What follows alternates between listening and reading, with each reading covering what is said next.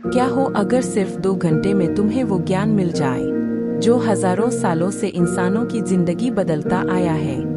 क्या हो अगर तुम्हारे सारे सवाल, डर, असफलता, तनाव और जीवन का उद्देश्य एक ही जगह पर खत्म हो जाएं। यह कोई साधारण किताब नहीं है। यह है वो ज्ञान जो युद्ध भूमि में दिया गया था, लेकिन हर इंसान के जीवन की लड़ाई जीतने के लिए है। जहां एक योद्धा हार मान चुका था और एक मार्गदर्शक ने उसे उसकी असली पहचान दिलाई। इस वीडियो में हम लेकर आए हैं भगवद गीता के सभी 18 अध्याय, सरल भाषा में, गहराई से और पूरे जीवन को बदल देने वाले तरीके में। क्या आपने कभी ऐसा पल महसूस किया है जब सही और गलत के बीच खड़े होकर आपका मन पूरी तरह टूट जाए? आज हम बात करेंगे उस पल की जब महान योद्धा अर्जुन भी हार मानने लगे थे। यह है भगवद गीता का पहला अध्याय, अर्जुन विषाद योग। कहानी शुरू होती है पवित्र भूमि कुरुक्षेत्र से, जहां दो महान सेनाएं आमने सामने खड़ी हैं, पांडव और कौरव। एक तरफ है धर्म के लिए लड़ने वाले पांडव और दूसरी तरफ है अधर्म के रास्ते पर चलने वाले कौरव। हस्तिनापुर के अंधे राजा धृतराष्ट्र संजय से पूछते हैं, हे संजय, बताओ, मेरे और पांडु के पुत्रों ने युद्ध भूमि में क्या किया? संजय बताते हैं कि दुर्योधन ने अपनी सेना को देखकर गुरु द्रोणाचार्य के पास जाकर कहा, गुरुदेव, देखिए पांडवों की विशाल सेना, जिसे आपके ही शिष्य ने सजाया है। वह अपनी सेना की ताकत गिनाता है और पांडवों की सेना को कम आंकने की कोशिश करता है। तभी अचानक दोनों ओर से शंख बजने लगते हैं। श्री कृष्ण और अर्जुन भी अपने दिव्य शंख बजाते हैं। यह आवाज इतनी प्रचंड होती है कि कौरवों के दिल कांप उठते हैं। अर्जुन कहते हैं, हे कृष्ण, मेरा रथ दोनों सेनाओं के बीच में ले चलिए, ताकि मैं देख सकूं कि मुझे किन लोगों से युद्ध करना है। जब अर्जुन दोनों सेनाओं को देखते हैं तो उनकी आंखों के सामने अपने ही लोग खड़े होते हैं, गुरु, भाई, दादा, मित्र। उनका मन द्रवित हो जाता है। अर्जुन कहते हैं, हे कृष्ण, मैं अपने ही लोगों को मारकर क्या जीतूंगा? मुझे न राज्य चाहिए न सुख। उनके हाथ कांपने लगते हैं। गांडीव धनुष हाथ से छूट जाता है। अर्जुन पूरी तरह टूट जाते हैं और कहते हैं, मैं यह युद्ध नहीं करूंगा। अपने ही परिवार का नाश करके मुझे कोई सुख नहीं मिलेगा। यह अध्याय हमें सिखाता है कि जब जीवन में बड़े फैसले सामने आते हैं तो सबसे मजबूत इंसान भी कमजोर पड़ सकता है, लेकिन यही कमजोरी आगे चलकर ज्ञान का रास्ता खोलती है। अध्याय 2, सांख्य योग। क्या हो अगर आपको जीवन का सबसे बड़ा ज्ञान उस समय मिले जब आप पूरी तरह टूट चुके हो? अर्जुन हार मान चुके थे, लेकिन तभी शुरू होता है वो ज्ञान जिसने पूरी दुनिया को बदल दिया। यह है भगवद गीता का दूसरा अध्याय, सांख्य योग। पिछले अध्याय में अर्जुन पूरी तरह टूट चुके थे। गांडीव हाथ से गिर चुका था, मन भ्रमित था। तभी श्री कृष्ण मुस्कुराते हुए अर्जुन को देखते हैं और यहीं से शुरू होता है जीवन का सबसे गहरा ज्ञान। कृष्ण कहते हैं, हे अर्जुन, यह कायरता तुम्हें शोभा नहीं देती। उठो। यह शब्द सिर्फ डांट नहीं थे, यह अर्जुन को उनकी असली पहचान याद दिलाने का प्रयास था। कभी कभी हमें आगे बढ़ाने के लिए कठोर शब्द जरूरी होते हैं। अब कृष्ण सबसे बड़ा सत्य बताते हैं, न आत्मा कभी जन्म लेती है न कभी मरती है। आत्मा अमर है, शरीर सिर्फ एक वस्त्र है। समझाने के लिए, जैसे हम पुराने कपड़े बदलते हैं, वैसे ही आत्मा नया शरीर धारण करती है। कृष्ण कहते हैं, हे अर्जुन, एक योद्धा के लिए धर्म युद्ध से बढ़कर कुछ नहीं। अगर अर्जुन युद्ध से भागते हैं तो यह उनके कर्तव्य से भागना होगा। अब कृष्ण कहते हैं, कर्म करो, लेकिन फल की चिंता मत करो। यही है कर्म योग का मूल मंत्र। जैसे पढ़ाई करो, रिजल्ट की चिंता मत करो, काम करो, सफलता की चिंता मत करो। कृष्ण सिखाते हैं, सुख और दुख, लाभ और हानि, जीत और हार, इन सब में समान रहो। यही योग है। कृष्ण बताते हैं कि स्थिर बुद्धि वाला व्यक्ति कैसा होता है, जो इच्छाओं को नियंत्रित करता है, जो क्रोध और मोह से दूर रहता है, जो हर स्थिति में शांत रहता है। को स्थित प्रज्ञ कहा जाता है। कृष्ण कहते हैं, इंद्रियां बहुत शक्तिशाली होती हैं। अगर इन्हें नियंत्रित न किया जाए तो ये मन को भटका देती हैं, जैसे मोबाइल, सोशल मीडिया, टेम्पटेशन। इसलिए ध्यान और संयम जरूरी है। इस अध्याय में कृष्ण ने हमें सिखाया, आत्मा अमर है, अपना कर्तव्य निभाओ, फल की चिंता मत करो, हर स्थिति में संतुलन बनाए रखो। अध्याय 3, कर्म योग। क्या सिर्फ ज्ञान ही काफी है या जीवन में कर्म करना भी जरूरी है? अगर सब कुछ पहले से तय है तो फिर हमें काम क्यों करना चाहिए? आज हम जानेंगे इस गहरे सवाल का जवाब। यह है भगवत गीता का 3रा अध्याय, कर्म योग। अर्जुन का सवाल। अध्याय 2 का ज्ञान सुनने के बाद अर्जुन कंफ्यूज हो जाते हैं। वो कहते हैं, हे श्री कृष्ण, अगर ज्ञान श्रेष्ठ है तो फिर मुझे इस भयानक युद्ध में क्यों धकेल रहे हैं? अर्जुन जानना चाहते थे, ज्ञान बेहतर है या कर्म? कृष्ण मुस्कुराते हैं और कहते हैं, इस संसार में कोई भी व्यक्ति बिना कर्म किए एक पल भी नहीं रह सकता।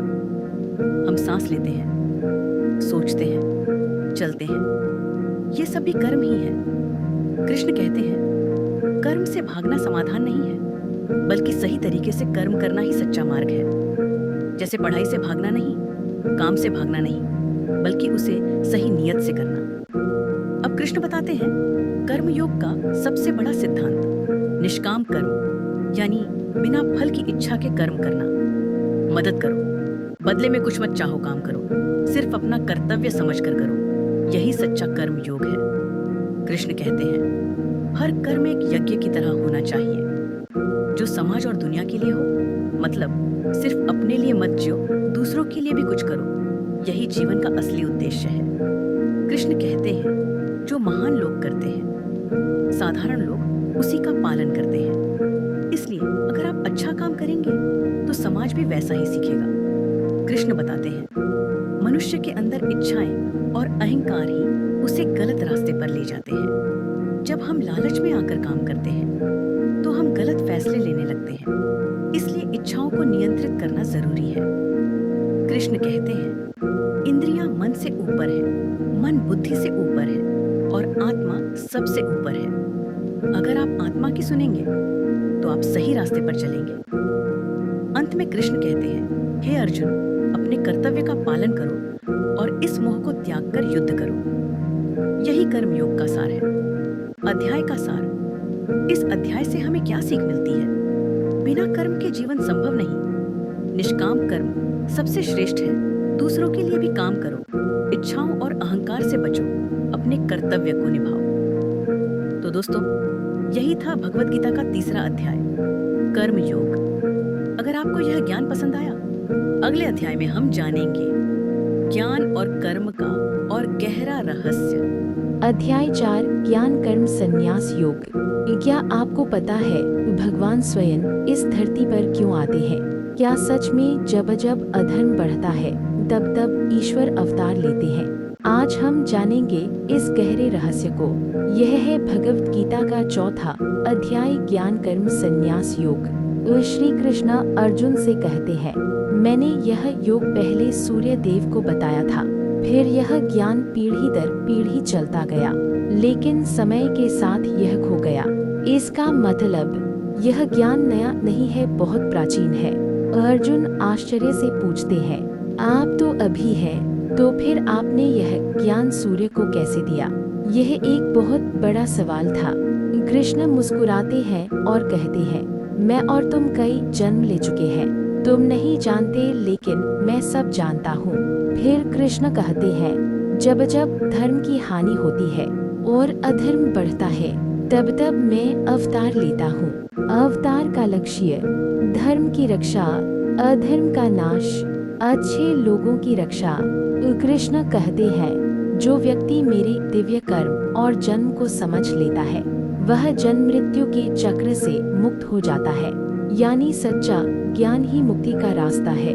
कृष्ण बताते हैं, कर्म क्या है और अकर्म क्या है, यह समझना बहुत कठिन है। सही काम कर्म, गलत काम विकर्म, बिना आसक्ति के काम अकर्म जैसा। कृष्ण कई प्रकार के यज्ञ बताते हैं। ज्ञान यज्ञ, तप यज्ञ, दान यज्ञ, ध्यान यज्ञ, लेकिन सबसे श्रेष्ठ है ज्ञान यज्ञ। क्यों?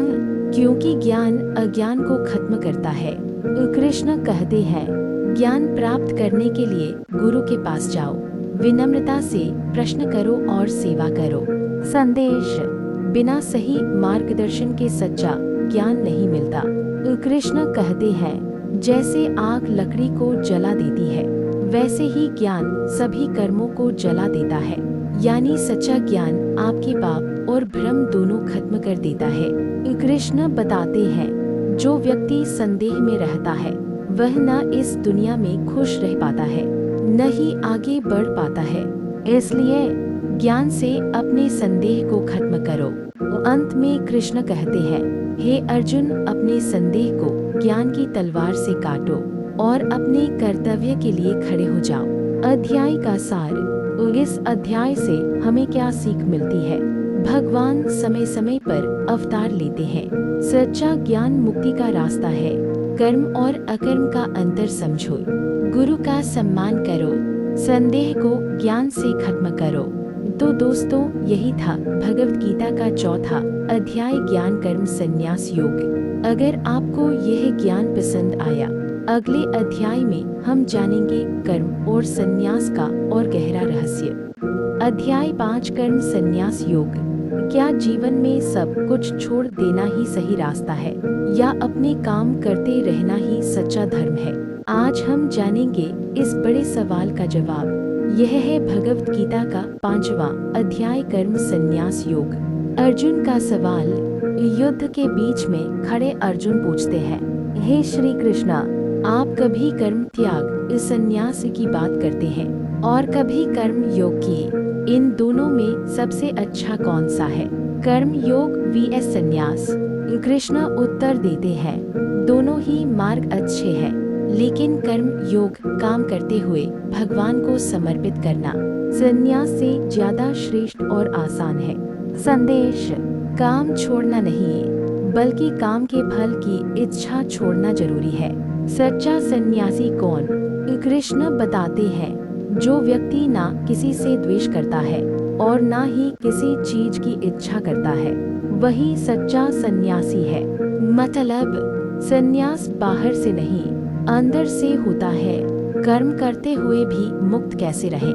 कृष्ण कहते हैं, जो व्यक्ति अपने सभी कर्म भगवान को अर्पित करता है, वह पाप से अछूता रहता है। जैसे कमल का फूल पानी में रहकर भी गीला नहीं होता। आत्मा और शरीर का अंतर। कृष्ण समझाते हैं, ज्ञानी व्यक्ति जानता है कि वह शरीर नहीं बल्कि आत्मा है, इसलिए वह कर्म करता है, लेकिन खुद को कर्ता नहीं मानता। संभाव। कृष्ण कहते हैं, सच्चा ज्ञानी हर किसी में एक समान आत्मा देखता है, चाहे वह ब्राह्मण हो, गाय हो, हाथी हो या कोई गरीब व्यक्ति।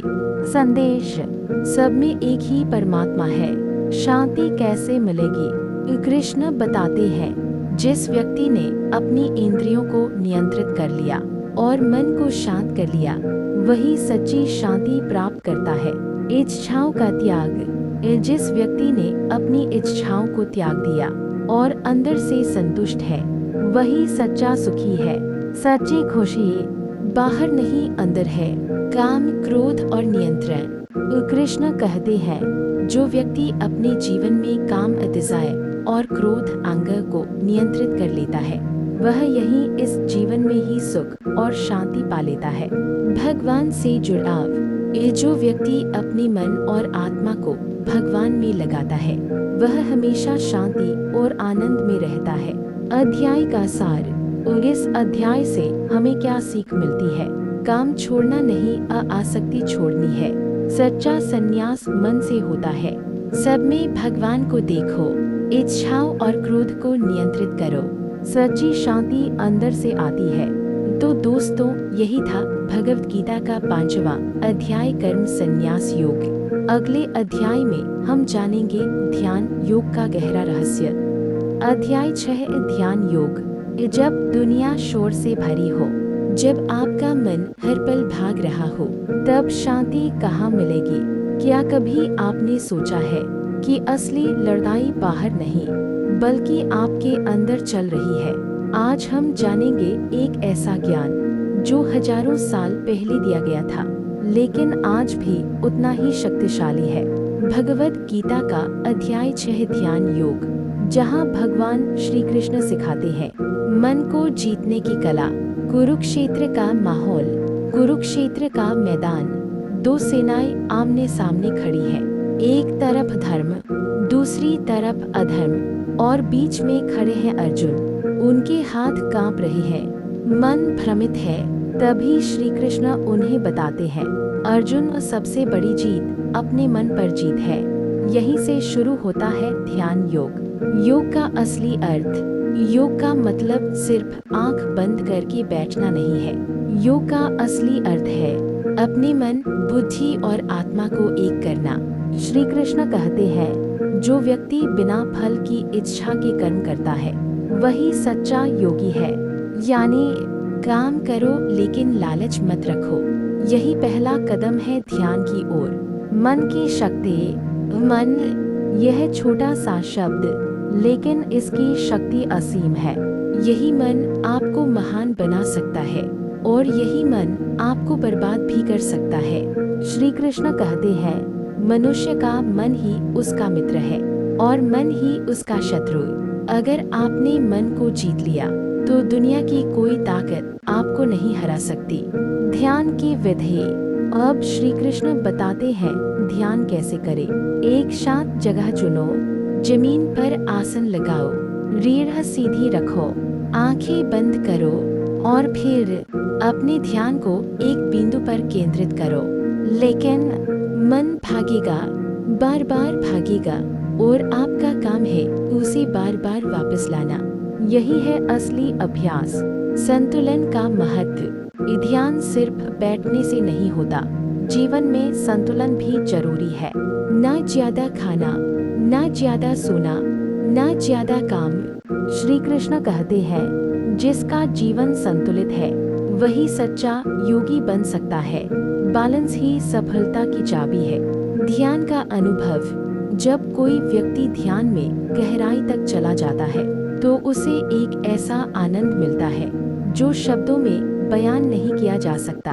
ना कोई दुख उसे हिला सकता है, ना कोई सुख उसे बहका सकता है। वह हर परिस्थिति में शांत रहता है। यही है सच्चा योग, सब में भगवान को देखना। सच्चा योगी क्या करता है? वह हर इंसान में भगवान को देखता है। दोस्त दुश्मन, अमीर गरीब, सब उसके लिए समान होते हैं। यही है सबसे ऊंचा स्तर। अर्जुन कहते हैं, हे कृष्ण, मन बहुत चंचल है, इसे नियंत्रित करना बहुत कठिन है। यह सवाल आज भी हर इंसान का है। श्री कृष्ण का समाधान, श्री कृष्ण मुस्कुराते हैं और कहते हैं, अभ्यास और वैराग्य से सब संभव है। रोज अभ्यास करो, आसक्ति छोड़ो, धीरे धीरे मन शांत हो जाएगा। सबसे श्रेष्ठ योगी, अंत में श्री कृष्ण कहते हैं, सब योगियों में श्रेष्ठ वह है जो प्रेम और भक्ति से मुझे याद करता है। यही है जीवन का अंतिम सत्य। अगर आप अपने मन को जीतना चाहते हैं तो ध्यान शुरू करें, क्योंकि जिसने मन को जीत लिया उसने दुनिया को जीत लिया। जय श्री कृष्णा। अध्याय 7 ज्ञान विज्ञान योग। क्या आपने कभी सोचा है भगवान को सच में कैसे जाना जा सकता है? क्या सिर्फ पूजा करने से, या फिर कुछ और भी है? आज हम जानेंगे वो ज्ञान जो सिर्फ सुनने के लिए नहीं बल्कि समझने और महसूस करने के लिए है। भगवद गीता का अध्याय 7 ज्ञान और विज्ञान का योग। अध्याय का परिचय। इस अध्याय में भगवान श्री कृष्ण अर्जुन को बताते हैं सच्चा ज्ञान क्या है और भगवान को वास्तव में कैसे जाना जा सकता है। यह सिर्फ थ्योरी नहीं है, यह अनुभव का ज्ञान है जिसे विज्ञान कहा गया है। ज्ञान और विज्ञान का अंतर। ज्ञान का मतलब है जानकारी, लेकिन विज्ञान का मतलब है उस ज्ञान को खुद अनुभव करना। जैसे आपको पता है कि आग जलाती है ज्ञान, लेकिन जब आप उसे छूते हैं तो आप उसे महसूस करते हैं विज्ञान। भगवान हर जगह है। ए धीमा गहरा टोन। श्री कृष्ण कहते हैं, मैं इस पूरे ब्रह्मांड का कारण हूँ। पृथ्वी, जल, अग्नि, वायु, आकाश, हर चीज में भगवान मौजूद है। वह सिर्फ मंदिरों में नहीं बल्कि हर जगह है। प्रकृति के दो रूप। भगवान अपनी दो शक्तियों के बारे में बताते हैं। अपरा प्रकृति, पृथ्वी, जल, अग्नि, वायु, आकाश, मन, बुद्धि। परा प्रकृति, जीवात्मा। यही आत्मा इस शरीर को जीवन देती है और यही सबसे महत्वपूर्ण है। सब कुछ भगवान से जुड़ा है। श्री कृष्ण कहते हैं, सब कुछ मुझसे जुड़ा है, जैसे मोती धागे में पिरोए होते हैं। मतलब पूरा संसार एक अदृश्य शक्ति से जुड़ा हुआ है और वह शक्ति है भगवान। भगवान की पहचान। भगवान कहते हैं, मैं जल में स्वाद हूँ, मैं सूर्य और चंद्रमा की रोशनी हूँ, मैं मनुष्य की बुद्धि हूँ। यानी अगर आप ध्यान से देखें तो आपको हर चीज में भगवान नजर आएंगे। लोग भगवान को क्यों नहीं पहचानते? श्री कृष्ण बताते हैं, माया लोगों को भ्रमित कर देती है। इस माया के कारण लोग भगवान को पहचान नहीं पाते। वे भौतिक चीजों में उलझे रहते हैं और सच्चाई से दूर हो जाते हैं। 4 प्रकार के भक्त। भगवान 4 प्रकार के भक्तों के बारे में बताते हैं। दुखी, जो परेशानी में भगवान को याद करता है। जिज्ञासु, जो जानना चाहता है। धन चाहने वाला, ज्ञानी, जो सच्चा ज्ञान रखता है। इनमें सबसे श्रेष्ठ ज्ञानी भक्त है, क्योंकि वह भगवान को सच्चे रूप में समझता है। सच्चा भक्त कौन? सच्चा भक्त वह है जो भगवान को हर चीज में देखता है, जो उनसे सच्चा प्रेम करता है और जो कभी उनसे अलग नहीं होता। लोग अलग अलग भगवान क्यों मानते हैं? श्री कृष्ण कहते हैं, लोग अपनी इच्छाओं के अनुसार अलग अलग देवताओं की पूजा करते हैं, लेकिन सभी शक्तियाँ अंत में मुझसे ही आती हैं। यानी सभी रास्ते अंत में भगवान तक ही जाते हैं। सीमित और असीम, जो लोग सिर्फ भौतिक चीजों के लिए पूजा करते हैं उन्हें सीमित फल मिलता है, लेकिन जो भगवान को पाने के लिए पूजा करता है उसे असीम शांति और आनंद मिलता है। भगवान को जानना। श्री कृष्ण कहते हैं, बहुत जन्मों के बाद ज्ञानी व्यक्ति समझता है कि सब कुछ भगवान ही है और तब वह पूरी तरह भगवान को समर्पित हो जाता है। इस अध्याय का सार क्या है?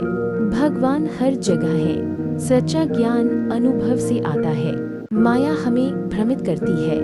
सच्चा भक्त वही है जो भगवान को समझता है और अंत में सब कुछ भगवान ही है। अगर आपको ये ज्ञान पसंद आया हो, क्योंकि यहाँ मिलता है जीवन बदल देने वाला ज्ञान। अध्याय 8 अक्षर ब्रह्म योग। एक ऐसा सच जिससे कोई बच नहीं सकता। लेकिन क्या आपने कभी सोचा है मरने के बाद क्या होता है? आत्मा कहाँ जाती है और क्या हम अपनी अगली यात्रा तय कर सकते हैं? भगवद गीता का अध्याय 8 इन्हीं गहरे रहस्यों का जवाब देता है, जहाँ भगवान श्री कृष्ण बताते हैं मृत्यु के समय क्या याद रखना चाहिए और कैसे इंसान जन्म मरण के चक्र से मुक्त हो सकता है। अर्जुन के सवाल। अर्जुन श्री कृष्ण से पूछते हैं, ब्रह्म क्या है, अध्यात्म क्या है, कर्म क्या है और सबसे महत्वपूर्ण मृत्यु के समय भगवान को कैसे याद करें? श्री कृष्ण के उत्तर। श्री कृष्ण जवाब देते हैं, अक्षर ब्रह्म जो कभी नष्ट नहीं होता, अध्यात्म आत्मा का स्वभाव, कर्म हमारे द्वारा किए गए कार्य और अधिभूत नाशवान चीजें, अधिदेव देवता शक्ति, अधियज्ञ शरीर में स्थित परमात्मा, यह सब मिलकर जीवन का पूरा रहस्य बताते हैं।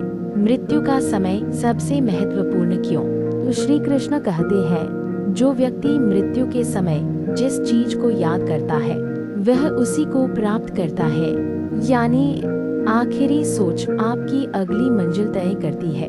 इसलिए जीवन भर जो सोचोगे वही अंत में याद आएगा। भगवान को याद कैसे करें? श्री कृष्ण कहते हैं, हर समय मेरा स्मरण करो और अपना कर्तव्य भी निभाओ।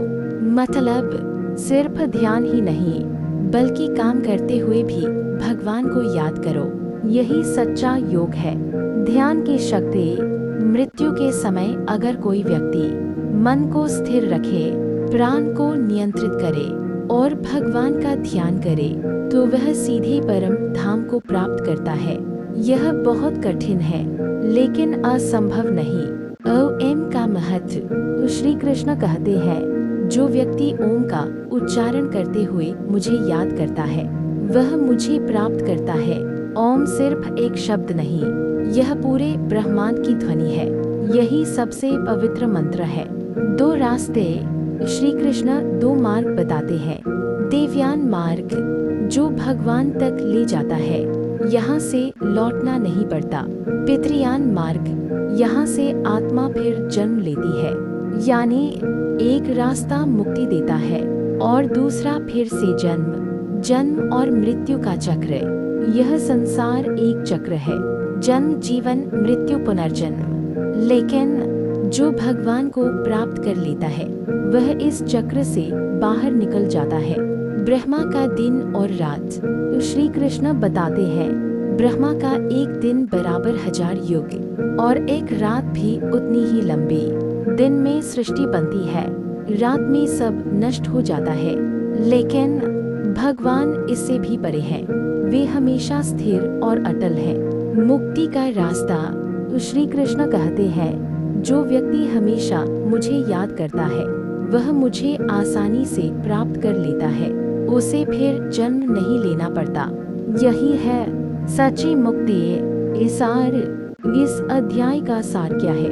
मृत्यु का समय बहुत महत्वपूर्ण है। आखिरी सोच आपकी मंजिल तय करती है। भगवान को हमेशा याद करना चाहिए। ओम का महत्व बहुत बड़ा है। मुक्ति संभव है अगर आप भी जन्म मरण के चक्र से मुक्त होना चाहते हैं। आज से ही भगवान का स्मरण शुरू करें। अध्याय 9 राजविद्या राजगुह्य योग। अगर आपको दुनिया का सबसे बड़ा रहस्य जानने का मौका मिले, तो क्या आप उसे जानना चाहेंगे? एक ऐसा ज्ञान जो सभी ज्ञानों का राजा है, एक ऐसा रहस्य जो सबसे गुप्त है। भगवद गीता का अध्याय 9। राजविद्या ज्ञान का राजा, राजगुह्य सबसे बड़ा रहस्य।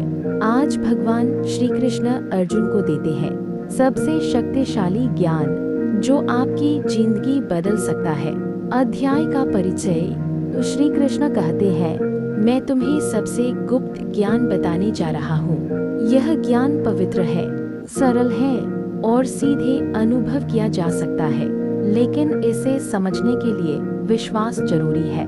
विश्वास का महत्व। श्री कृष्ण कहते हैं, जिन लोगों में श्रद्धा नहीं होती, वे इस ज्ञान को समझ नहीं पाते और वे बार बार जन्म और मृत्यु के चक्र में फंसे रहते हैं। यानी विश्वास ही मुक्ति का पहला कदम है। भगवान हर जगह है। श्री कृष्ण कहते हैं, मैं इस पूरे ब्रह्मांड में फैला हुआ हूँ, लेकिन फिर भी मैं सबसे अलग हूँ। सब कुछ मुझ में है, लेकिन मैं किसी में बंधा नहीं हूँ। यह एक गहरा रहस्य है। सृष्टि का रहस्य। भगवान बताते हैं, मैं ही सृष्टि का निर्माण करता हूँ और समय आने पर उसे नष्ट भी करता हूँ। लेकिन वे इन सब से प्रभावित नहीं होते। वे हमेशा स्वतंत्र रहते हैं। लोग भगवान को क्यों नहीं समझते? श्री कृष्ण कहते हैं, कुछ लोग मुझे एक सामान्य इंसान समझते हैं। वे मेरी दिव्यता को नहीं पहचानते। वे माया में फंसे रहते हैं और सच्चाई से दूर हो जाते हैं। सच्चे भक्त की पहचान। सच्चे भक्त कौन होते हैं? जो भगवान को हर समय याद करते हैं, जो प्रेम और भक्ति से उनकी पूजा करते हैं। उनका मन हमेशा भगवान में लगा रहता है और भगवान भी उन्हें कभी छोड़ते नहीं। भक्ति का आसान रास्ता। श्री कृष्ण कहते हैं, अगर कोई मुझे प्रेम से एक पत्ता, फूल, फल या जल भी अर्पित करता है, तो मैं उसे स्वीकार करता हूँ। भगवान को बड़ी चीजें नहीं चाहिए, सिर्फ सच्चा प्रेम चाहिए। कर्म और समर्पण। श्री कृष्ण कहते हैं, जो भी तुम करते हो, जो भी खाते हो, जो भी अर्पित करते हो, सब मुझे समर्पित कर दो। इससे तुम कर्म के बंधन से मुक्त हो जाओगे। पापी भी बन सकता है महान। श्री कृष्ण कहते हैं, अगर कोई बहुत बड़ा पापी भी सच्चे मन से मेरी भक्ति करता है तो वह भी जल्दी ही धर्मात्मा बन जाता है। भगवान किसी से भेदभाव नहीं करते, सबके लिए समान। भगवान कहते हैं, मैं सभी के लिए समान हूँ।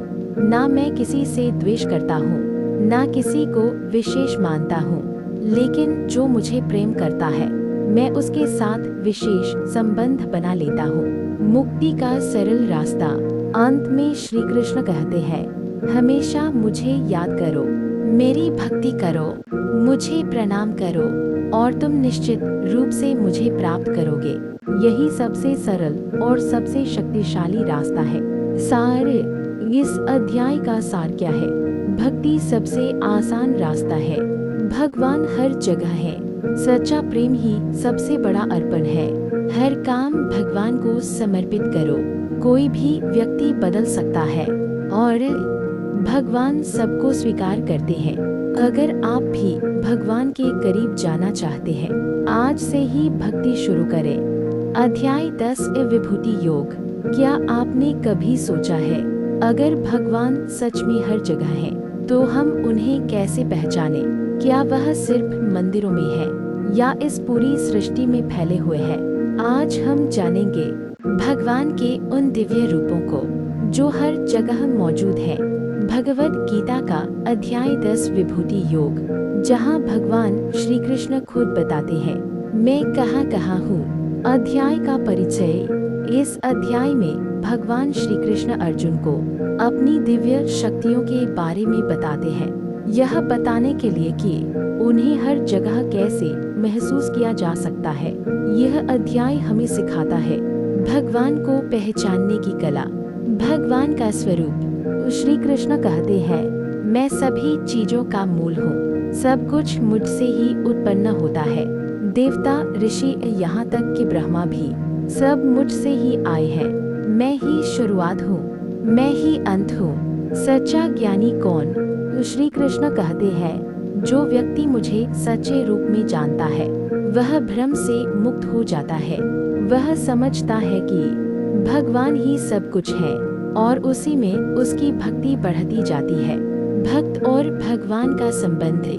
भगवान कहते हैं, जो भक्त प्रेम से मेरी भक्ति करते हैं मैं उन्हें बुद्धि देता हूँ ताकि वे मुझे और अच्छे से समझ सके और मैं उनके अज्ञान को दूर कर देता हूँ। अर्जुन की स्तुति। अर्जुन कहते हैं, हे कृष्ण, आप परम ब्रह्म हैं, आप परम सत्य हैं, आप शाश्वत, दिव्य और सर्वोच्च हैं। अर्जुन पूरी श्रद्धा से भगवान को स्वीकार करते हैं।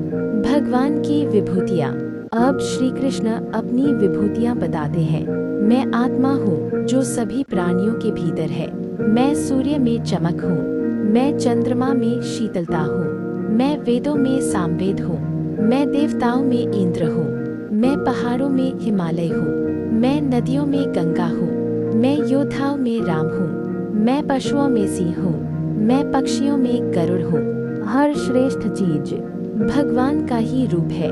हर महान चीज में भगवान। श्री कृष्ण कहते हैं, जो भी चीज महान है, सुंदर है, शक्तिशाली है, वह मेरी ही शक्ति का एक अंश है। यानी हर महानता में भगवान की झलक है। अनंत शक्ति। भगवान कहते हैं, मेरी विभूतियाँ अनंत हैं, मैं उन्हें पूरी तरह नहीं बता सकता। यह तो सिर्फ एक छोटा सा हिस्सा है, असली शक्ति इससे भी कहीं ज्यादा है। भगवान को कैसे देखें? श्री कृष्ण कहते हैं, इस पूरी सृष्टि को देखो और समझो कि यह सब मेरा ही विस्तार है। हर चीज में भगवान को देखो, यही सच्चा ज्ञान है। इस अध्याय का सार क्या है? भगवान हर चीज का मूल है। हर महान चीज में भगवान की झलक है। सच्चा भक्त भगवान को हर जगह देखता है। भगवान की शक्तियाँ अनंत है और इस दुनिया में जो भी सुंदर है वह भगवान का ही अंश है। अगर आप भगवान को महसूस करना चाहते हैं तो अपने आसपास देखना शुरू करें, क्योंकि भगवान हर जगह है। अध्याय 11 विश्वरूप दर्शन योग। जब इंसान भगवान को समझने की कोशिश करता है तो वह उन्हें एक रूप में देखने की कोशिश करता है, लेकिन अगर भगवान किसी एक रूप में सीमित ही ना हो तो, अगर पूरा ब्रह्मांड ही उनका शरीर हो। आज हम देखने जा रहे हैं वो दृश्य जिसे देखकर समय भी ठहर गया था, जहां अर्जुन ने देखा सृष्टि का निर्माण और उसी क्षण उसका विनाश। यह है भगवद गीता का सबसे अद्भुत अध्याय, विश्वरूप दर्शन योग। अर्जुन का आंतरिक परिवर्तन। अब अर्जुन पहले जैसे नहीं रहे। उनका भ्रम खत्म हो चुका है, उनका विश्वास बढ़ चुका है। वे समझ चुके हैं कि श्री कृष्ण सिर्फ एक सारथी नहीं बल्कि स्वयं परमात्मा है। लेकिन मन में एक जिज्ञासा बाकी है, अगर भगवान सच में अनंत है तो उनका असली रूप कैसा होगा। विनम्र प्रार्थना। अर्जुन कहते हैं, हे प्रभु, आपने जो भी मुझे बताया मैं उसे सत्य मानता हूँ, लेकिन मैं आपको देखना चाहता हूँ, आपके उस दिव्य रूप को। अगर आप मुझे योग्य समझे तो कृपया मुझे दर्शन दे। यह सिर्फ जिज्ञासा नहीं, यह एक भक्त की गहरी इच्छा है। दिव्य दृष्टि का वरदान। श्री कृष्ण मुस्कुराते हैं, अर्जुन तुम मुझे इन आंखों से नहीं देख सकते, मैं तुम्हें दिव्य दृष्टि देता हूँ। और उसी क्षण अर्जुन की चेतना बदल जाती है, उनकी दृष्टि सामान्य से दिव्य बन जाती है। और फिर जो होता है वह शब्दों में नहीं समा सकता। हजारों सूर्यों की रोशनी एक साथ चमकती है, अनगिनत चेहरे, अनगिनत हाथ, अनगिनत नेत्र, हर दिशा में सिर्फ वही पूरा ब्रह्मांड एक ही रूप में समा गया है। समय, अंतरिक्ष, सब कुछ ब्रह्मांड के भीतर ब्रह्मांड। अर्जुन देखते हैं उस एक रूप के भीतर हजारों ब्रह्मांड हैं, हर ग्रह, हर तारा, जन्म, जीवन, मृत्यु सब एक साथ हो रहा है, जैसे कोई फिल्म नहीं बल्कि वास्तविकता। भय का जन्म। अब अर्जुन डरने लगते हैं, यह सुंदर भी है और भयानक भी। वे देखते हैं विशाल अग्नि जैसे मुख, जिनमें योद्धा प्रवेश कर रहे हैं। जैसे पतंगे आग में जलते हैं, वैसे ही सब उस रूप में समा रहे हैं, समय का विनाशकारी रूप। तब श्री कृष्ण कहते हैं, मैं काल हूँ, संसार का संहारक। मैं आया हूँ इन सब का अंत करने के लिए, तुम सिर्फ एक माध्यम हो अर्जुन। यह सुनकर अर्जुन का हृदय कांप उठता है। श्री कृष्ण कहते हैं, ये सभी योद्धा पहले ही मारे जा चुके हैं, तुम्हें बस अपना कर्तव्य निभाना है। उठो और युद्ध करो। यह सिखाता है इंसान सिर्फ एक आक्ट है। स्क्रिप्ट पहले से लिखी हुई है। अर्जुन का भावुक समर्पण। अर्जुन रो पड़ते हैं, हे भगवान, मैंने आपको दोस्त समझा, आपसे मजाक किया, उसके लिए मुझे क्षमा करें। आप अनंत हैं, आप सबके पिता हैं। अर्जुन पूरी तरह झुक जाते हैं। शांत रूप की वापसी। अर्जुन कहते हैं, मैं आपका यह भयानक रूप और नहीं देख सकता, कृपया अपने शांत रूप में आ जाइए। श्री कृष्ण फिर से अपने सामान्य मधुर रूप में आ जाते हैं और अर्जुन को शांति मिलती है। तो श्री कृष्ण कहते हैं, इस रूप को देखना बहुत दुर्लभ है। ना वेदों से, ना तप से, ना दान से, सिर्फ सच्ची भक्ति से ही मुझे इस रूप में जाना जा सकता है। यही अंतिम सत्य है इस अध्याय का गहरा संदेश। भगवान अनंत है, समय और विनाश भी उनका ही रूप है। इंसान सिर्फ एक माध्यम है, जीवन एक प्रीवितन स्क्रिप्ट है। सच्चा रास्ता बराबर भक्ति और सबसे बड़ा सत्य, जो होना है वह होकर रहेगा। अगर आपने इस ज्ञान को महसूस किया है तो यह सिर्फ एक वीडियो नहीं बल्कि एक अनुभव है। अध्याय 12 भक्ति योग। धीमी फ्लूट प्लस मंदिर की घंटियों की आवाज। इस दुनिया में हर इंसान किसी ना किसी चीज से जुड़ा हुआ है, कोई पैसों से, कोई रिश्तों से और कोई अपने सपनों से। लेकिन क्या आपने कभी भगवान से जुड़ने की कोशिश की है? क्या आपने कभी महसूस किया है कि सच्ची शांति बाहर नहीं बल्कि भीतर छुपी है? आज हम जानेंगे वो रास्ता जो सबसे आसान है लेकिन सबसे पावरफुल भी है। भक्ति का रास्ता। अर्जुन का गहरा सवाल। अर्जुन अब सिर्फ एक योद्धा नहीं बल्कि एक जिज्ञासु बन चुके हैं। वे पूछते हैं, हे कृष्णा, जो लोग आपके साकार रूप की भक्ति करते हैं और जो निराकार ब्रह्म की उपासना करते हैं, उनमें से कौन सबसे श्रेष्ठ है? यह सिर्फ अर्जुन का सवाल नहीं, हर इंसान का सवाल है। श्री कृष्ण का विस्तृत उत्तर। श्री कृष्ण कहते हैं, जो लोग प्रेम और श्रद्धा से मेरी भक्ति करते हैं वे मुझे सबसे प्रिय हैं। क्योंकि इंसान के लिए किसी रूप से जुड़ना आसान होता है, लेकिन जो निराकार की उपासना करते हैं वे भी मुझे प्राप्त करते हैं। बस वह मार्ग कठिन है क्योंकि उसमें भावनाओं को पकड़ना मुश्किल होता है। मन को स्थिर करने की चुनौती। मन यह कभी स्थिर नहीं रहता, कभी अतीत में जाता है, कभी भविष्य में, और यही सबसे बड़ी समस्या है। श्री कृष्ण कहते हैं, अगर तुम मन को मुझ में स्थिर कर सकते हो तो तुम मुझे आसानी से प्राप्त कर सकते हो। लेकिन अगर यह मुश्किल लगे तो निराश मत हो। भगवान हर स्तर के इंसान के लिए रास्ता देते हैं। स्टेप 1, मन को भगवान में लगाओ। स्टेप 2, अगर नहीं हो पाए अभ्यास करो। स्टेप 3, अगर वह भी नहीं मेरे लिए काम करो। स्टेप 4, अगर वह भी नहीं कर्म के फल का त्याग करो। यह लादर जैसा है, हर कोई कहीं ना कहीं से शुरू कर सकता है। याग और शांति का संबंध है। हम दुखी क्यों होते हैं? क्योंकि हम उम्मीद रखते हैं, मुझे यह मिलना चाहिए, मुझे यह चाहिए। लेकिन जब हम परिणाम का त्याग कर देते हैं तब मन हल्का हो जाता है और वहीं से शुरू होती है सच्ची शांति। सच्चे भक्त के गुण। श्री कृष्ण बताते हैं, सच्चा भक्त कैसा होता है? जो किसी से द्वेष नहीं करता, जो हर किसी के प्रति दयालु है, जो अहंकार से मुक्त है। ऐसा व्यक्ति भीतर से बहुत मजबूत होता है। भावनात्मक संतुलन। जो सुख में ज्यादा खुश नहीं होता और दुख में ज्यादा दुखी नहीं होता, वही संतुलित इंसान है, वही सच्चा योगी है। आंतरिक शांति। जो क्षमा करने वाला है, जो संतुष्ट है, जो शांत है, वह बाहर नहीं अंदर से खुश होता है। निर्भय और मुक्त जीवन। जो किसी को डराता नहीं और खुद भी नहीं डरता, जो क्रोध, भय और चिंता से मुक्त है, वही सच्चा भक्त है। भगवान को प्रिय कौन?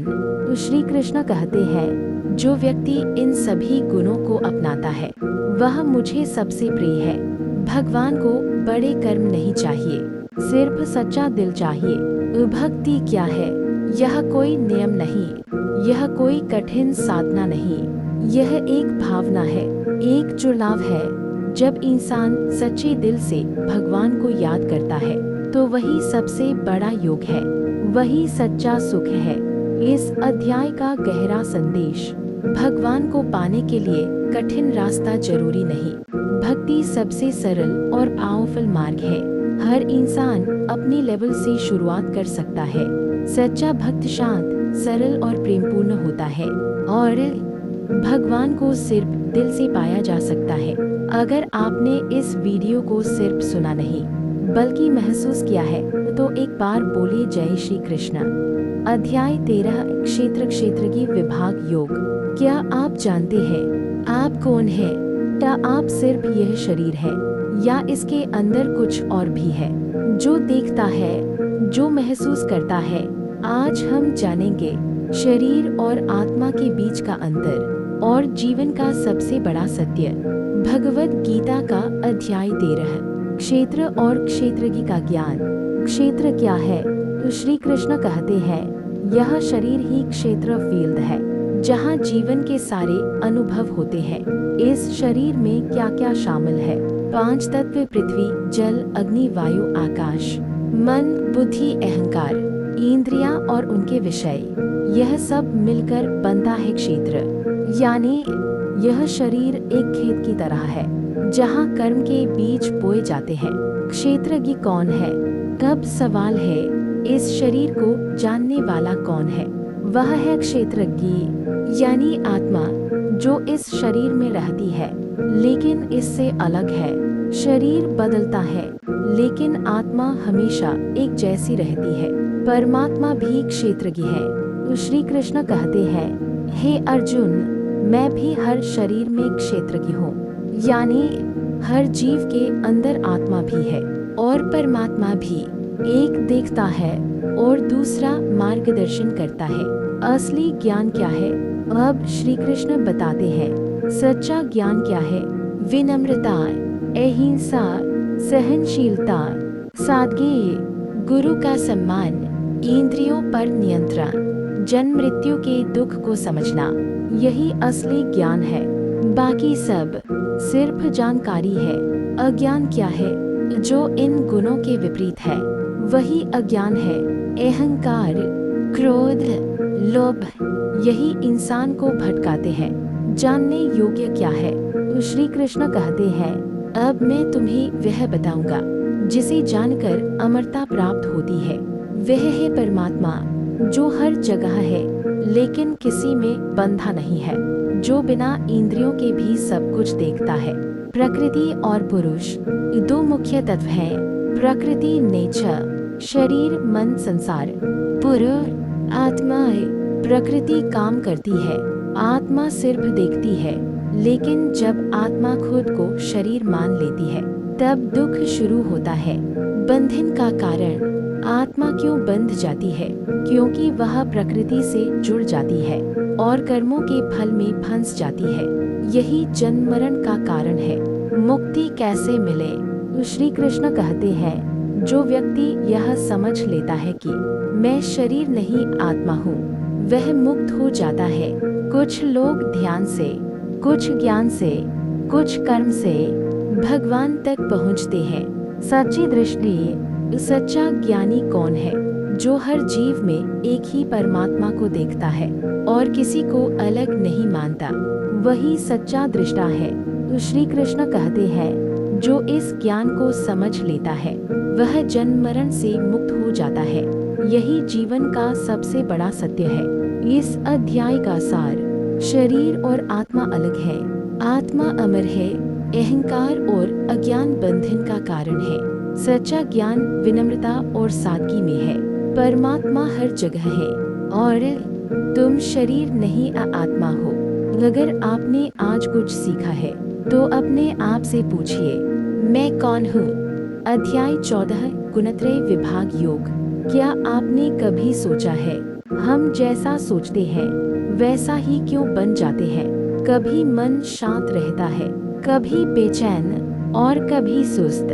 यह सब अचानक नहीं होता, इसके पीछे काम करते हैं 3 अदृश्य गुण, सत्व, रज और तम। आज हम जानेंगे ये तीनों गुण क्या है और ये हमारी जिंदगी को कैसे नियंत्रित करते हैं। प्रकृति और 3 गुण। तो श्री कृष्ण कहते हैं, यह संपूर्ण संसार प्रकृति से बना है और इस प्रकृति में होते हैं 3 गुण, सत्व शुद्धता और प्रकाश, रज क्रिया और इच्छा, तम अज्ञान और अंधकार। ये तीनों गुण हर इंसान के अंदर होते हैं, बस उनका अनुपात अलग होता है। सत्व गुण। सत्व गुण क्या है? यह शुद्धता, ज्ञान और शांति का प्रतीक है। जो इंसान शांत रहता है, जो सच्चाई को समझता है, जो दूसरों के लिए अच्छा सोचता है, उसमें सत्व गुण ज्यादा होता है। लेकिन यह भी बंधन बन सकता है क्योंकि यह सुख और ज्ञान से जोड़ता है। रजगुण। रजगुण क्या है? यह इच्छा, कर्म और बेचैनी का गुण है। जो हमेशा कुछ पाने की चाह रखता है, जो लगातार काम करता है, जो कभी संतुष्ट नहीं होता, उसमें रज गुण अधिक होता है। यह इंसान को कर्मों में बांधता है। और उसे थका देता है। तम गुण क्या है? यह अज्ञान, आलस्य और भ्रम का गुण है, जो सोता रहता है, जो कुछ करने की इच्छा नहीं रखता, जो गलत निर्णय लेता है, उसमें तम गुण अधिक होता है। यह इंसान को नीचे गिराता है और अंधकार में रखता है। तीनों गुण कैसे काम करते हैं? ये तीनों गुण हमेशा आपस में लड़ते रहते हैं। कभी सत्व बढ़ता है, कभी रज, कभी तम, और उसी के अनुसार हमारी सोच और व्यवहार बदलते हैं। मृत्यु के बाद क्या होता है? श्री कृष्ण बताते हैं, अगर मृत्यु के समय सत्व गुण ज्यादा हो तो आत्मा उच्च लोक में जाती है।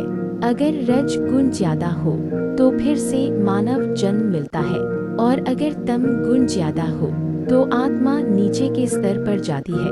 गुणों से ऊपर कैसे उठे? सबसे बड़ा सवाल, क्या हम इन गुणों से ऊपर उठ सकते हैं? हाँ, श्री कृष्ण कहते हैं, जो व्यक्ति इन गुणों को समझता है और उनसे प्रभावित नहीं होता, वही गुणों से परे चला जाता है। गुणातीत व्यक्ति के लक्षण। गुणातीत कौन है? जो सुख दुख में समान रहता है, जो किसी से द्वेष नहीं करता, जो खुद को कर्मों का कर्ता नहीं मानता, वही सच्चा ज्ञानी है। भक्ति का मार्ग। श्री कृष्ण कहते हैं, जो व्यक्ति मेरी भक्ति करता है वह इन तीनों गुणों से ऊपर उठ जाता है। भक्ति सबसे सरल और पावरफुल रास्ता है। यह संसार इन तीन गुणों से चलता है, लेकिन तुम इनसे ऊपर उठ सकते हो, और जब तुम ऐसा करते हो तब तुम सच्ची आजादी प्राप्त करते हो। इस अध्याय का सार, तीन गुण हमारी सोच और जीवन को नियंत्रित करते हैं। सत्व शांति देता है, रज बेचैनी देता है, तम अज्ञान देता है। इन तीनों से ऊपर उठना ही असली लक्ष्य है, और तुम गुणों के गुलाम नहीं, तुम उनसे ऊपर उठ सकते हो। अगर आपने इस ज्ञान को समझ लिया तो आप अपनी जिंदगी को बदल सकते हैं। अध्याय 15 पुरुषोत्तम योग। इस दुनिया में हर इंसान कुछ ना कुछ ढूंढ रहा है, कोई पैसा, कोई नाम, कोई प्यार, लेकिन क्या ये सब हमें सच्ची शांति देते हैं? क्यों हम जितना पाते हैं उतना ही खाली महसूस करते हैं? क्यों हमारी इच्छाएं कभी खत्म नहीं होती? और सबसे बड़ा सवाल, क्या यह दुनिया ही अंतिम सत्य है? आज हम जानेंगे एक ऐसा रहस्य जो हमारी सोच को पूरी तरह बदल देगा। एक ऐसा पेड़ जो उल्टा है, लेकिन पूरी दुनिया उसी पर टिकी है। उल्टा संसार वृक्ष। कल्पना करो, एक विशाल पेड़ जिसकी जड़ें आसमान में है और शाखाएं नीचे धरती पर। यह कोई साधारण पेड़ नहीं, यह है संसार का पेड़। श्री कृष्ण कहते हैं, इस पेड़ की जड़ें परमात्मा में है, यानी पूरी सृष्टि भगवान से निकली है। इसकी शाखाएं हर दिशा में फैली है, और ये शाखाएं क्या है? हमारे कर्म, हमारे रिश्ते, हमारी इच्छाएं, और इसके पत्ते वेद हैं जो हमें ज्ञान देते हैं। लेकिन यह पेड़ बहुत जटिल है और इसमें उलझना बहुत आसान है। बंधन की जड़ें। इस पेड़ की असली ताकत इसकी जड़ें हैं, और ये जड़ें क्या हैं? मोह, अटैचमेंट, इच्छा, डिजायर, अहंकार, ईगो, यही हमें बांधती है। हम सोचते हैं ये मेरा है, लेकिन सच्चाई क्या है? कुछ भी हमारा नहीं है, फिर भी हम उसी में उलझ जाते हैं। वैराग्य की तलवार। श्री कृष्ण कहते हैं, इस पेड़ को काटो, लेकिन कैसे? तलवार से नहीं, वैराग्य से। वैराग्य का मतलब भागना नहीं है, बल्कि चीजों को सही तरीके से देखना है, बिना आसक्ति के जीना। काम करो, लेकिन उसमें खो मत जाओ। परम धाम की खोज। जब इंसान इस पेड़ से मुक्त हो जाता है, तब वह खोजता है उस जगह को जहाँ से वापस नहीं आना पड़ता। वही है परम धाम, जहाँ न कोई दुख है, न कोई डर, जहाँ सब कुछ शुद्ध और शांत है। आत्मा का अनंत सफर। आत्मा क्या करती है? वह शरीर बदलती रहती है, जैसे हम कपड़े बदलते हैं। लेकिन क्या हमने कभी सोचा कि हम कितनी बार जन्म ले चुके हैं? कितनी बार हमने वही गलतियां दोहराई है? और क्यों? क्योंकि हम भूल जाते हैं कि हम कौन हैं। सच्ची दृष्टि अज्ञानी क्या देखता है? सिर्फ शरीर, लेकिन ज्ञानी हर जगह आत्मा को देखता है और उसी में परमात्मा को। भगवान हर चीज में। जब सूरज उगता है वह भगवान की रोशनी है। जब चांद चमकता है वह भगवान की शांति है। जब आग जलती है वह भगवान की शक्ति है। यानी हम हर पल भगवान के बीच में जी रहे हैं। जीवन का हर कार्य दिव्य है। हम जो खाना खाते हैं उसे पचाने की शक्ति भी भगवान देते हैं। हम जो सांस लेते हैं वह भी उन्हीं की देन है। लेकिन हम भूल जाते हैं 3 प्रकार के पुरुष। इस संसार में 3 प्रकार के पुरुष हैं। क्षर जो नष्ट हो जाता है, अक्षर जो हमेशा रहता है, पुरुषोत्तम जो सबसे ऊपर है। वही भगवान है, वही अंतिम सत्य है। जब इंसान समझ लेता है कि वह शरीर नहीं बल्कि आत्मा है और परमात्मा से जुड़ा है, तब उसकी जिंदगी बदल जाती है। वह डर से मुक्त हो जाता है, दुख से मुक्त हो जाता है और सच्ची शांति प्राप्त करता है। इस अध्याय का सबसे गहरा संदेश यह संसार स्थायी नहीं है। आसक्ति ही दुख का कारण है। वैराग्य से मुक्ति मिलती है। आत्मा अमर है, परमात्मा हर जगह है और सबसे महत्वपूर्ण, तुम इस संसार के नहीं हो, तुम उससे कहीं ज्यादा महान हो। अगर आज आपने सिर्फ सुना नहीं बल्कि महसूस किया है तो यह ज्ञान आपकी जिंदगी बदल सकता है। अब यह आपके हाथ में है। क्या आप इस संसार के पेड़ में उलझे रहेंगे या उससे ऊपर उठेंगे? अध्याय 16 दैवासुर संपद विभाग योग। कभी आपने महसूस किया है एक ही इंसान कभी बहुत अच्छा बन जाता है और कभी बहुत बुरा, कभी दिल से मदद करता है और कभी बिना वजह गुस्सा कर देता है। ऐसा क्यों होता है? क्योंकि हमारे अंदर 2 शक्तियां रहती है, एक देव जैसी और दूसरी असुर जैसी, और हर दिन हर पल इनके बीच एक युद्ध चलता है। यह युद्ध बाहर नहीं, हमारे अंदर होता है। दैवी गुणों की गहराई श्री कृष्ण बताते हैं। दैवी गुण क्या होते हैं? निर्भयता, सच के साथ खड़े रहना, शुद्धता, मन में कोई बुरा विचार न रखना, ज्ञान, सही और गलत की समझ, आत्मनियंत्रण, इच्छाओं पर काबू, दान, बिना स्वार्थ के देना, तप, अनुशासन और मेहनत। लेकिन इन शब्दों को सिर्फ सुनना आसान है, अपनाना मुश्किल। जैसे जब कोई आपको अपमानित करता है तब शांत रहना, यही असली परीक्षा है। सच्चा जीवन। मान लो कोई आपको गुस्सा दिलाता है। आपके पास 2 रास्ते हैं, एक जवाब देना, 2 शांत रहना। अगर आप गुस्सा करते हैं तो आसुरी गुण जीत जाता है। अगर आप खुद को रोक लेते हैं तो दैवी गुण जीत जाता है। यही असली युद्ध है। आसुरी गुणों की गहराई अब समझते हैं। आसुरी गुण: अहंकार, मैं सबसे बड़ा हूँ। घमंड, दूसरों को छोटा समझना। क्रोध, बिना सोचे प्रतिक्रिया देना। लोभ, कभी संतुष्ट न होना। ऐसे लोग हमेशा तनाव में रहते हैं और दूसरों को भी दुख देते हैं। आसुरी सोच का विस्तार। आसुरी व्यक्ति सोचता है, आज मैंने यह पा लिया, कल और पाऊंगा, यह मेरा है और सब कुछ मेरा ही होगा। लेकिन यह सोच कभी खत्म नहीं होती और इंसान अंदर से खाली रह जाता है। इच्छाओं का जाल। इच्छाएं शुरुआत में छोटी होती है, लेकिन धीरे धीरे हमें अपने नियंत्रण में ले लेती है और फिर हम उनके गुलाम बन जाते हैं। नरक के 3 द्वार। श्री कृष्ण कहते हैं, 3 चीजें इंसान को पूरी तरह बर्बाद कर देती है: काम, अत्यधिक इच्छा, क्रोध, अनियंत्रित गुस्सा, लोभ, अतृप्त लालच, ये तीनों धीरे धीरे इंसान की शांति छीन लेते हैं। खुद को बदलने का रास्ता। अब सवाल, हम क्या करें? क्या हम बदल सकते हैं? हाँ, हर दिन थोड़ा थोड़ा सुधार, अपने विचारों पर ध्यान, गलतियों को स्वीकार करना, यही शुरुआत है। खुद से पूछो, क्या मैं दूसरों के लिए अच्छा सोचता हूँ? क्या मैं बिना कारण गुस्सा करता हूँ? क्या मैं लालच में फंसा हूँ? ये सवाल आपको आपके असली रूप से मिलवाएंगे। दैवी जीवन का अनुभव।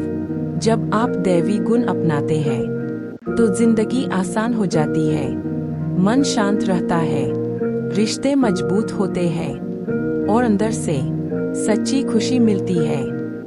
हर दिन, हर पल आपको एक चुनाव करना होता है, देव बनना है या असुर, और यह चुनाव आपकी आदतों से तय होता है।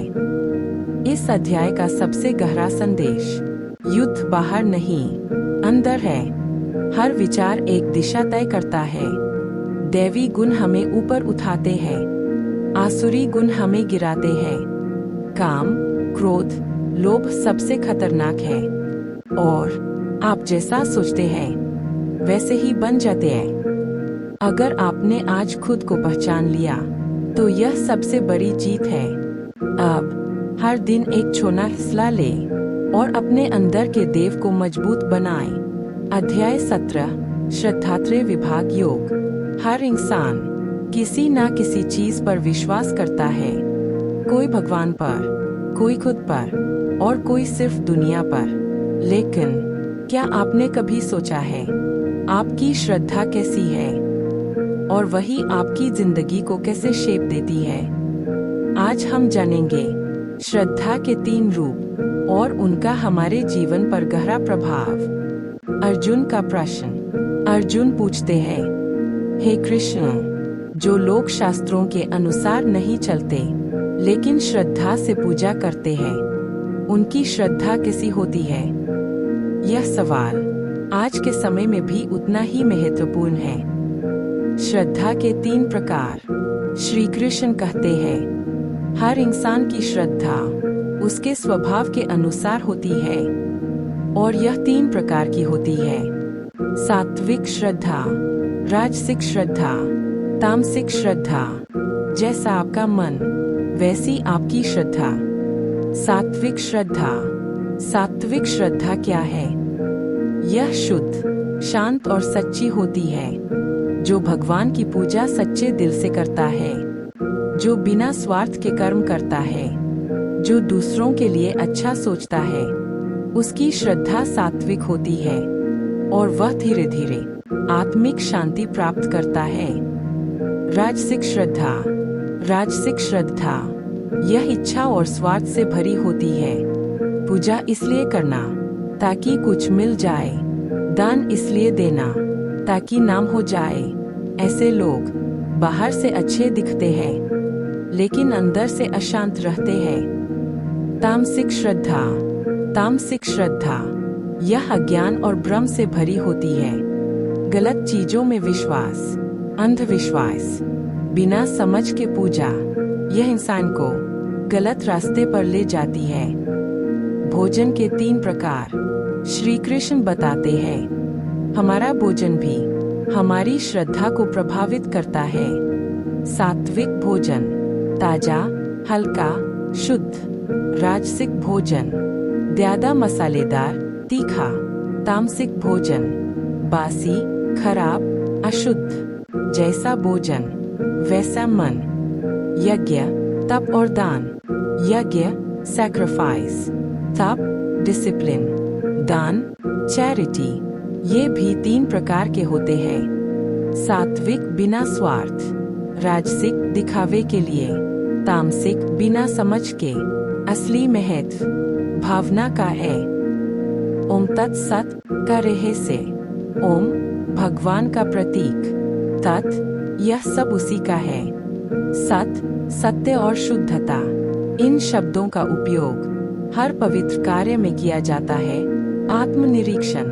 खुद से पूछो, मेरी श्रद्धा किसी है? क्या मैं सही कारण से पूजा करता हूँ या सिर्फ कुछ पाने के लिए? ट्रॉफी। इंसान वही बनता है जैसा उसकी श्रद्धा होती है। इसलिए अपनी श्रद्धा को शुद्ध बनाओ और जीवन को ऊंचाई उठाओ। इस अध्याय का सार। श्रद्धा 3 प्रकार की होती है। जैसा मन वैसी श्रद्धा।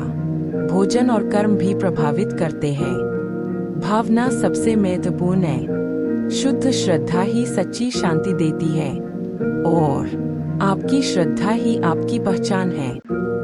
फायर। अगर आपने आज खुद को समझ लिया तो यह सबसे बड़ा ज्ञान है। अब अपनी श्रद्धा को शुद्ध बनाएं और जीवन को बेहतर बनाएं। ओम तत्सत का रहस्य। ओम भगवान का प्रतीक। तत् यह सब उसी का है। सत सत्य और शुद्धता। इन शब्दों का उपयोग हर पवित्र कार्य में किया जाता है। आत्मनिरीक्षण। खुद से पूछो, मेरी श्रद्धा किसी है? क्या मैं सही कारण से पूजा करता हूँ या सिर्फ कुछ पाने के लिए? ट्रॉफी। इंसान वही बनता है जैसा उसकी श्रद्धा होती है। इसलिए अपनी श्रद्धा को शुद्ध बनाओ और जीवन को ऊंचाई उठाओ। इस अध्याय का सार। श्रद्धा 3 प्रकार की होती है। जैसा मन वैसी श्रद्धा। भोजन और कर्म भी प्रभावित करते हैं। भावना सबसे महत्वपूर्ण है। शुद्ध श्रद्धा ही सच्ची शांति देती है और आपकी श्रद्धा ही आपकी पहचान है। फायर। अगर आपने आज खुद को समझ लिया तो यह सबसे बड़ा ज्ञान है। अब अपनी श्रद्धा को शुद्ध बनाएं और जीवन को बेहतर बनाएं। अध्याय 18 मोक्ष संन्यास योगेल। यह अध्याय पूरी गीता का निष्कर्ष है, जहाँ भगवान श्री कृष्ण जीवन, कर्म, ज्ञान, भक्ति और मोक्ष के अंतिम सत्य को स्पष्ट करते हैं। यह संसार कर्मों से बना है। हर इंसान हर पल कुछ न कुछ करता है, सोचता है, बोलता है, निर्णय लेता है। लेकिन क्या हर कर्म हमें मुक्ति की ओर ले जाता है या फिर हम अपने ही कर्मों के जाल में फंसते चले जाते हैं? यही प्रश्न इस अध्याय का केंद्र है। अर्जुन एक बार फिर पूछते हैं कि संन्यास और त्याग में क्या अंतर है? क्या कर्म छोड़ देना ही मुक्ति का मार्ग है या कर्म करते हुए भी मुक्त हुआ जा सकता है? यह सवाल केवल अर्जुन का नहीं, हर उस व्यक्ति का है जो जीवन में उलझनों के बीच सही रास्ता ढूंढना चाहता है। श्री कृष्ण समझाते हैं कि संन्यास का अर्थ कर्मों को छोड़ देना नहीं है, बल्कि कर्मों के फल की इच्छा को त्याग देना ही सच्चा त्याग है। कोई भी इंसान बिना कर्म किए रह नहीं सकता। शरीर, मन और प्रकृति हमें निरंतर कर्म करने के लिए प्रेरित करते हैं। इसलिए कर्म से भागना समाधान नहीं है, बल्कि कर्म को सही भावना से करना ही मुक्ति का मार्ग है। हर कर्म के पीछे 5 कारण होते हैं: शरीर, कर्ता, इंद्रिया, प्रयास और परमात्मा। जब इंसान यह समझ लेता है कि वह अकेला करता नहीं है, तब उसका अहंकार समाप्त होने लगता है।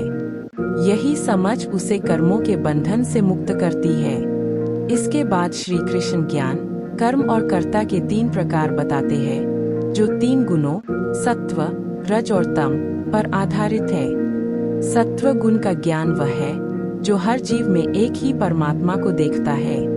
रजसिक ज्ञान भेदभाव पैदा करता है और तामसिक ज्ञान अज्ञान और भ्रम में डालता है। इसी प्रकार कर्म भी 3 प्रकार के होते हैं। सात्विक कर्म वह है जो बिना किसी स्वार्थ के किया जाता है। राजसिक कर्म फल की इच्छा से प्रेरित होता है और तामसिक कर्म बिना सोच समझ के हानि पहुंचाने वाला होता है।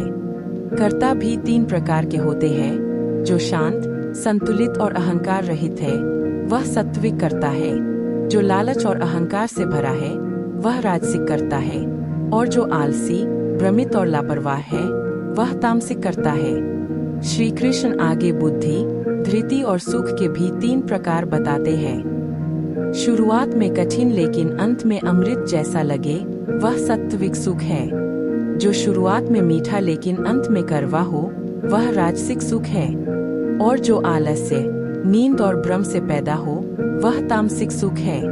इसके बाद श्री कृष्ण बताते हैं कि हर व्यक्ति का स्वभाव उसके कर्मों को निर्धारित करता है। समाज में 4 प्रकार के कार्य विभाजन इसी आधार पर बने हैं: ज्ञान, शासन, व्यापार और सेवा। यह जन्म से नहीं बल्कि गुण और कर्म से निर्धारित होता है। जब व्यक्ति अपने स्वभाव के अनुसार कर्म करता है तो वह संतुलन और संतुष्टि प्राप्त करता है। श्री कृष्ण कहते हैं कि अपने धर्म का पालन करना, चाहे वह साधारण ही क्यों न हो, दूसरों के धर्म को अपनाने से बेहतर है, क्योंकि अपने स्वभाव के विपरीत कार्य करने से असंतुलन और अशांति पैदा होती है। फिर वे बताते हैं कि जब इंसान अपने कर्मों को भगवान को समर्पित कर देता है और फल की इच्छा छोड़ देता है, तब वह धीरे धीरे पूर्णता की ओर बढ़ता है। ऐसा व्यक्ति अहंकार, क्रोध, लोभ और आसक्ति से मुक्त हो जाता है। वह भीतर से शांत, स्थिर और संतुष्ट रहता है। जब मन पूरी तरह शुद्ध हो जाता है, तब इंसान परमात्मा को अनुभव करता है। वह हर जगह एक ही चेतना को देखता है और किसी से द्वेष नहीं करता।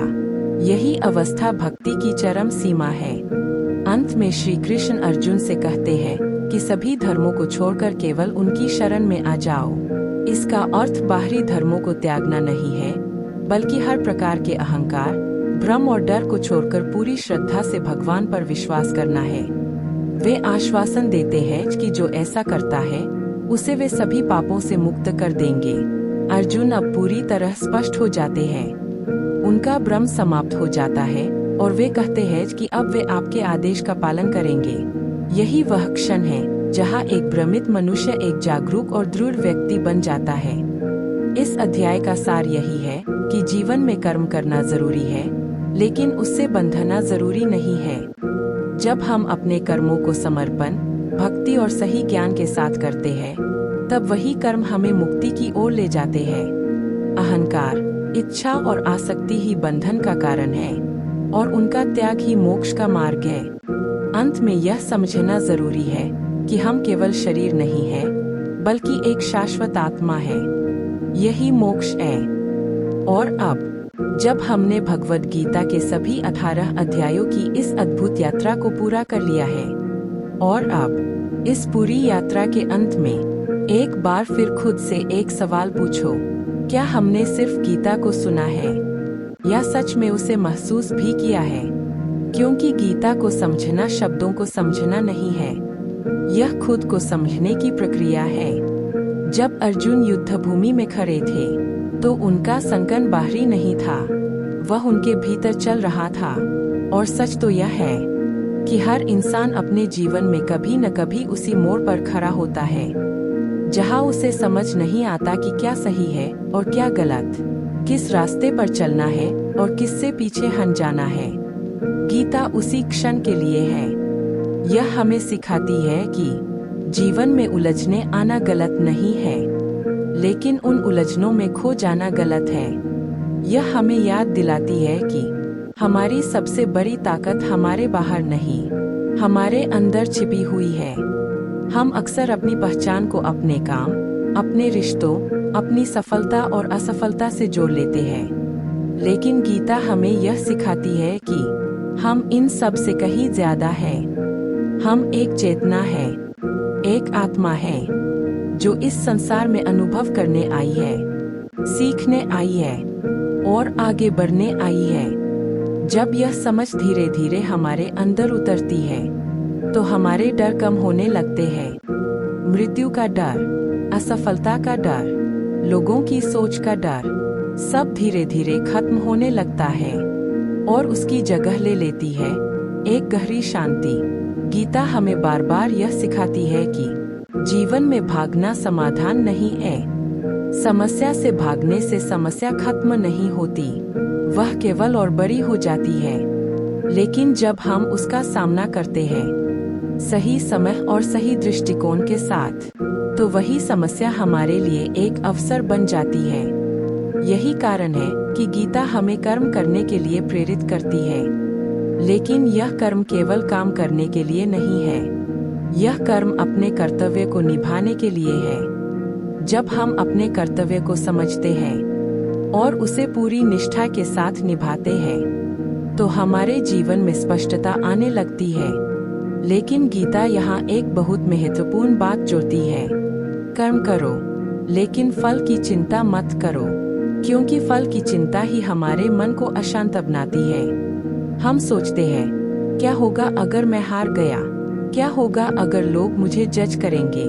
क्या होगा अगर मेरी मेहनत बेकार चली गई? यही विचार हमें रोकते हैं, यही हमें कमजोर बनाते हैं। लेकिन जब हम इन सब को छोड़ देते हैं और सिर्फ अपने कर्म पर ध्यान देते हैं, तो हम अपने सबसे शक्तिशाली रूप में आ जाते हैं। गीता हमें यह भी सिखाती है कि मन को नियंत्रित करना कितना जरूरी है। मन एक बहुत शक्तिशाली साधन है, लेकिन अगर यह अनियंत्रित हो जाए तो यह हमारी सबसे बड़ी कमजोरी बन जाता है। यह हमें भटकाता है, डराता है और भ्रम में डालता है। लेकिन जब हम अपने मन को समझना शुरू करते हैं, जब हम उसे धीरे धीरे नियंत्रित करना सीखते हैं, तो वही मन हमारी सबसे बड़ी ताकत बन जाता है। गीता का एक और गहरा संदेश है संतुलन। जीवन में हर चीज का संतुलन जरूरी है। अत्यधिक इच्छाएं हमें बेचैन बनाती है, अत्यधिक आसक्ति हमें कमजोर बनाती है और अत्यधिक अहंकार हमें अंधा बना देता है। लेकिन जब हम संतुलन में रहते हैं तो हम हर परिस्थिति में स्थिर रहते हैं। यही स्थिरता हमें आगे बढ़ने की ताकत देती है। गीता हमें यह भी सिखाती है कि हर इंसान का अपना एक मार्ग होता है। किसी और की नकल करने से हम कभी सफल नहीं हो सकते, क्योंकि हर व्यक्ति की यात्रा अलग होती है। इसलिए अपने मार्ग को पहचानो और उसी पर चलो, चाहे वह कितना भी कठिन क्यों न हो, क्योंकि वही मार्ग तुम्हें तुम्हारी मंजिल तक ले जाएगा। भक्ति का मार्ग इस यात्रा को और भी सरल बना देता है। जब हम भगवान पर विश्वास करते हैं तो हमारे अंदर एक अजीब सी शक्ति आ जाती है। हम डरते नहीं, हम टूटे नहीं, क्योंकि हमें पता होता है कि कोई शक्ति हमेशा हमारे साथ है। और जब यह विश्वास गहरा हो जाता है तो हम हर परिस्थिति को स्वीकार करना सीख जाते हैं। स्वीकार करना हार मानना नहीं है, बल्कि यह समझना है कि हर चीज का एक कारण है और एक समय है। गीता का सबसे अंतिम और सबसे शक्तिशाली संदेश है समर्पण। जब इंसान अपने अहंकार को छोड़ देता है, अपने आप को पूरी तरह भगवान को सौंप देता है, तब उसे सच्ची स्वतंत्रता मिलती है। क्योंकि तब वह यह समझ जाता है कि वह अकेला नहीं है, वह केवल एक माध्यम है।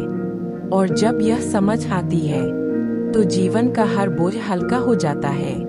अब कोई डर नहीं रहता, कोई चिंता नहीं रहती, बस एक विश्वास रहता है, एक शांति रहती है। और यही शांति, यही संतुलन, यही समझ गीता का असली उपहार है। तो अब जब यह यात्रा समाप्त हो रही है, यह अंत नहीं है, यह एक नई शुरुआत है। वीडियो को लाइक, शेयर और सब्सक्राइब करें दोस्तों। धन्यवाद।